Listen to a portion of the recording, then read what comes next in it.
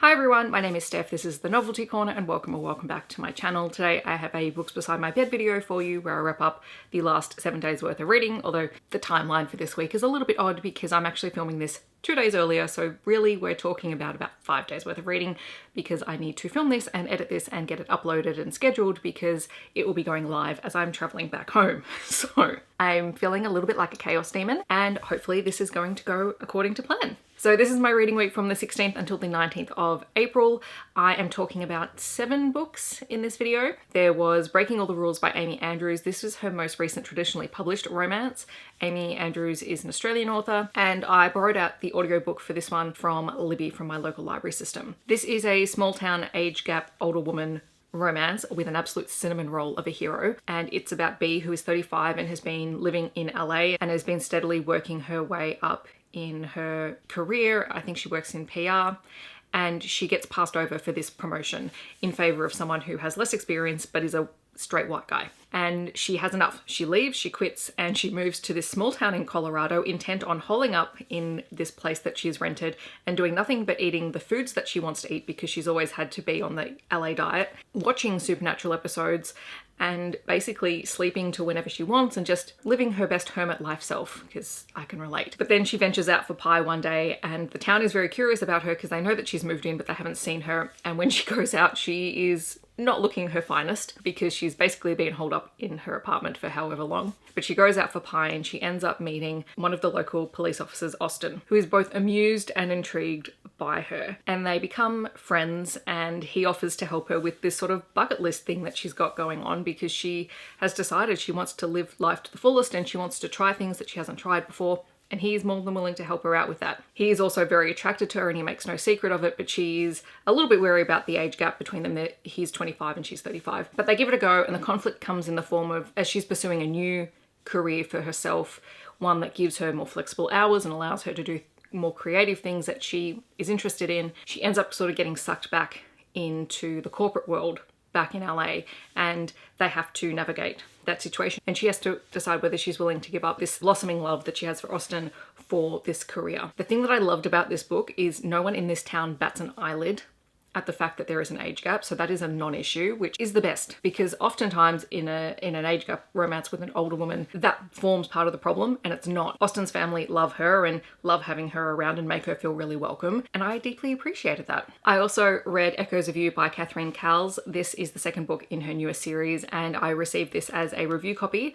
It does come out on May the 2nd, and it is a small town, childhood friends to lovers story with a suspense plotline through it, like all of Cowles' books. This one is about Maddie, who returns to her small hometown after she leaves her abusive ex-partner, and she is just trying to start fresh. She has been through quite a bit in her life. Her father was abusive and went to prison for putting her into the hospital when she was a child, and her mother has never forgiven her for that. And so she's feeling a lot of feelings for finding herself in another relationship with a man like that. And so she just wants a fresh start. And when she comes home, she reconnects with Nash, who has been her best friend for most of her life. He always made her feel safe. They spent a lot of time together as kids, but obviously as her relationship with her ex-partner developed, she started cutting herself off more and more from her old friends. But they reconnect in town, and he's with her through the whole process of her ex-partner stalking her and making threats, and also her father being released from prison early.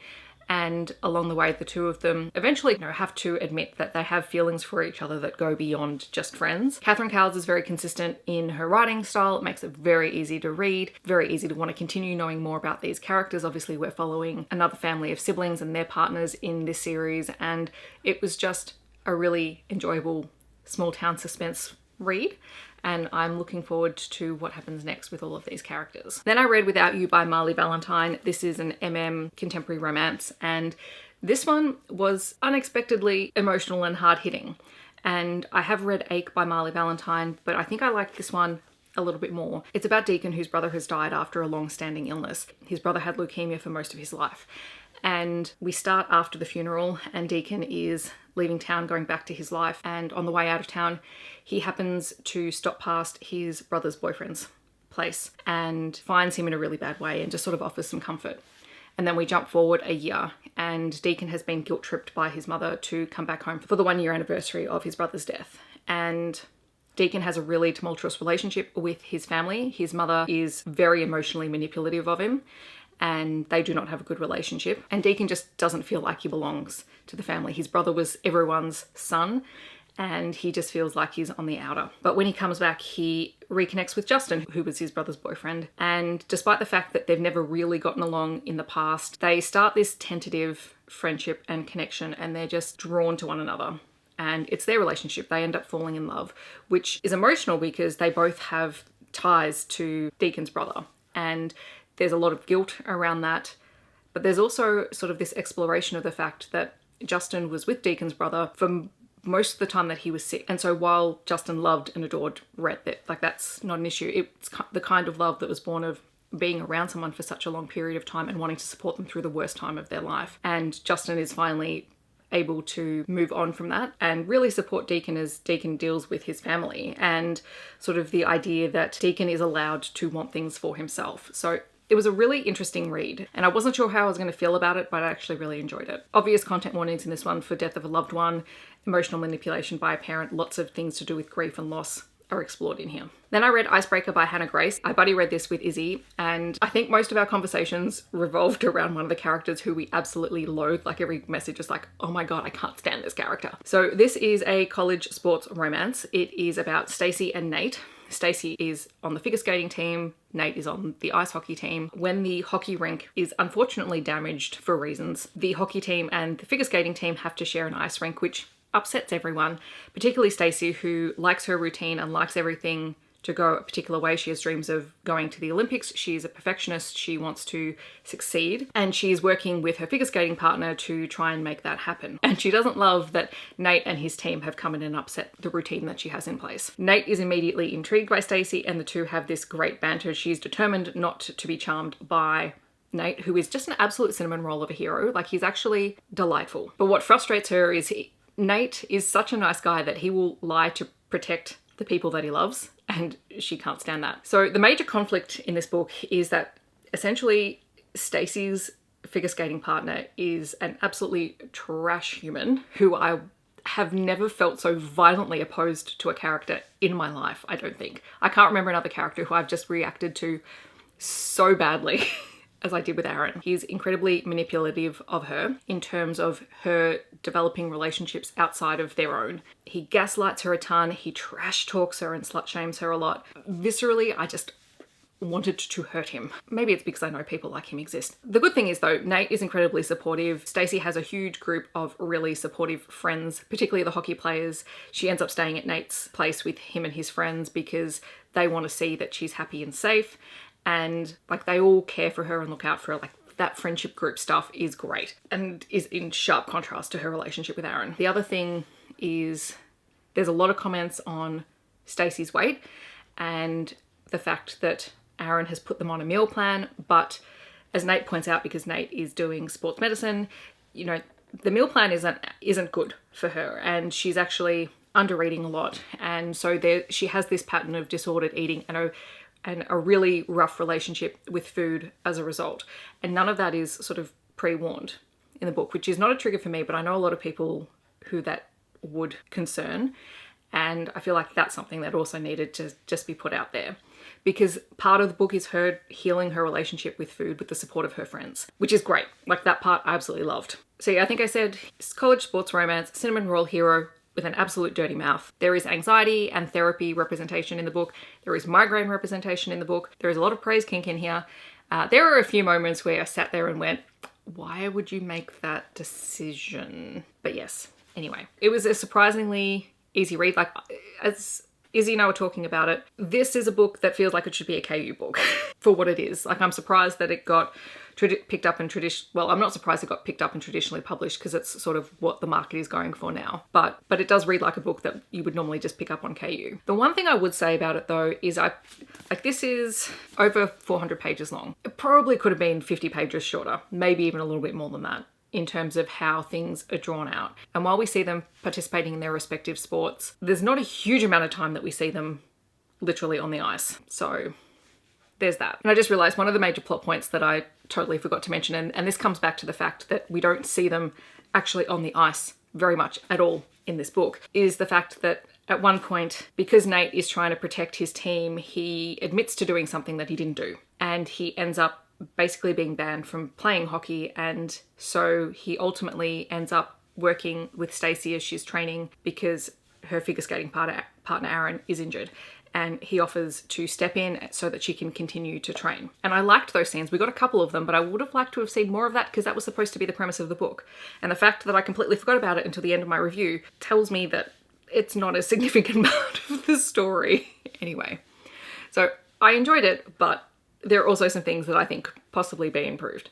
Take that as you will. The next two books I read are a duology in the Second Sons series by Emily Rath. So there is Beautiful Things and His Grace the Duke. And I would strongly recommend reading these fairly close together because book one does end off on a cliffhanger. And it makes more sense if you read the stories through almost back to back. I read them a couple of days apart. This is a queer Regency Why Choose romp. It's about Rosalie, who is 22. She doesn't really have any money. Her mother has just passed away. She's living with her aunt and she has been summoned to Elcott Hall by the Dowager Duchess of Norland. We know that the Duchess wants something from Rosalie, and suddenly Rosalie finds herself amongst this house party designed to find the Duchess's son, George, who is the Duke, a wife. And he doesn't want a wife. He just wants to party. He is the most reluctant of reluctant dukes. And you kind of, like the first book, you kind of spend the time going, I don't know if I like George. But by the second book, I love George. He was one of my favourite characters. The Duchess has asked Rosalie to spy on the women that she has invited to this house party to see if any of them are suitable for George. And while she's there, Rosalie meets three other men. There is James, who is George's younger brother, Burke, who is an illegitimate son of one of the former workers at Elcott Hall, and one of James's best friends, and then Renly, who is a Navy lieutenant who is also best friends with these two. They're all second sons, hence the series title, and not as of high standing as the Duke, and so the ladies tend to overlook them a little bit, but all of them fall for Rosalie and she falls for all of them. To see the progression of their entire relationship, you need to read both books because this does become a MMMF polyamorous relationship with everyone involved with everyone else. It is steamy as all get out. It was utterly delightful. It reads like I would imagine Bridgerton the show is to watch, but I don't watch Bridgerton because I'm not interested. But I would imagine, based on what people have said, that this is what it reads like. And I had a delightful time reading it. And the fact that I had a delightful time reading a historical romance means a lot coming from me because I don't generally pick them up voluntarily. And then the last thing that I read this week was Pucking Ever After Volume 1 by Emily Rath. This is a collection of short stories and novellas that takes place after Pucking Around. She released it early for her Facebook group members. It was a delight, honestly, the highlight of my week. So there are 6 short stories / novellas that follow Rachel, Caleb, Jake, and Ilmari post Pucking Around. The first one is called Haagen-Dazs and it is all about Jake's superpower of being able to guess everyone's favourite ice cream flavour. And there is a scene in Pucking Around where he chooses everyone's ice cream flavour, and this is sort of set as part of that scene.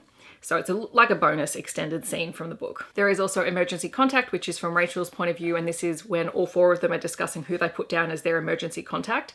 And Jake is very upset because he needs to be needed and no one put him down as the emergency contact, and so he's kind of distraught. And Rachel isn't put down either, and she's like, but hang on, I'm actually a doctor and no one put me down. And so it's their conversation, and this gets very steamy because if you know what happens in the kitchen in Pucking Around, lots of things happen in the kitchen. This one was a lot of fun. There is Up in the Air, which is another Rachel POV, and this one actually takes place on a flight back from one of the games. At this point, sort of in their timeline, Rachel is pregnant and has some fears around the pregnancy, and so the guys comfort her. There is a short story called IKEA, which is from Ilmari's perspective, and is hilarious because Rachel drags him through IKEA despite the fact that he hates it, and there is a bit of a surprise at the end of this IKEA trip, which was delightful. In fact, actually, there's a couple of surprises at the end of this IKEA trip, which I really liked all of them. There is Paternity Test, which again is even further down the track, and this is Rachel's just given birth to their second son, and they're waiting on the results to find out who the father is. And it sort of explores how they have dealt with that issue.